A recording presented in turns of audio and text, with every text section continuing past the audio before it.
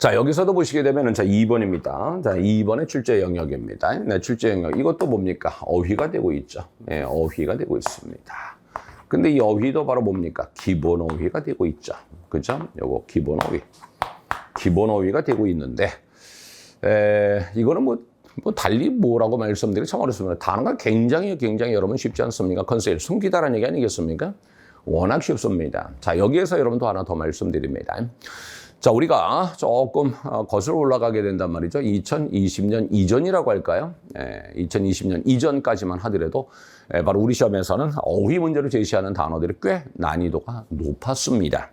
상당히 높았던 편이다. 따라서 우리는 시험용 어휘라고 해서 별도로 여러분이 암기를 해줘야 되는, 그러니까 다시 얘기해서 굉장히 난이도가 높은 그런 단어들을 독해와는 전혀 관계없는, 글 속에 만나는 단어는 전혀 관계없는, 오로지 시험만을 위한 그런 단어들을 암기를 해줬어야 되는데, 그런데 이제는 굳이 거의 그럴 필요가 없다라는 겁니다. 거의 그럴 필요가 없다.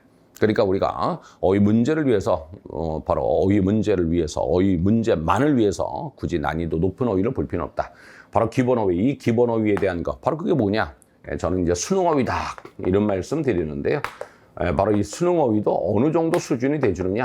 요것도 거의 한 2 정도 수준이면은 거의 대부분 우리 시험은 다 커버가 될 것이다 라고 말씀드립니다. 따라서 여러분들이 어휘를 공부하신다고 한다면 너무 어렵게 공부하지 않았으면 좋겠다는 것이고요. 오히려 여러분 어휘 집이라는 것을 굳이 보는 것보다는 보통 글에서 만나는 그러한 어휘들을 조금 더 신경 써서 보셨으면 좋겠다라는 말씀을 드리겠습니다. 더불어서 여기에서도 보시게 되면 지금 소댓 구조라는 요것을 활용해 줬죠. 바로 그러니까 비록 지금 여기에서는 보시는 것처럼 밑줄로 지금 어휘 문제가 제시가 되어버렸지만 나름대로 요즘 보게 되면 제가 분석해 본 바, 이 밑줄 같은 경우에 있어서 나름대로 우리가 조금 여러분들의 논리력을 좀 물어보고자 하는 것이 아닌가라는 생각도 좀 간접적으로 듭니다.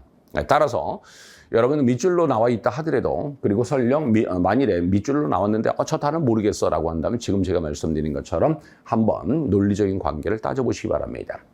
요것은 우리가 해설 앞에서부터 뒤로 하면서 어떻게 해석합니까? 매우 뭐뭐해서 뭐뭐하다 이래버리죠. 매우 뭐뭐해서 뭐뭐하다 이런 식으로 해버립니다. 따라서 매우 뭐뭐해서 뭐뭐하다 이렇게 돼버렸으니까 바로 요 앞이 주절이 되겠죠. 요 대디아가 바로 종속절이 되겠죠. 바로 주절과 종속절의 관계는 뭐다? 순접이다라는 겁니다. 따라서 요것을 지금 만일에 몰랐다라고 한다면 요 대절 이하고 순접이 되는 거니까 여기를 가만히 살펴보니까 어제는 마이너스죠. 포기하도록 강요당했다 이렇게 돼버렸다는 말입니다. 포기하도록 강요당했다. 어떻습니까? 어제가 마이너스죠. 그럼 여기도 뭐가 필요합니까? 마이너스가 되겠죠 라고 말씀드립니다. 이건 플러스겠죠? 플러스겠죠? 글쎄요. spent, 쓴다, 소비한다. 글쎄요.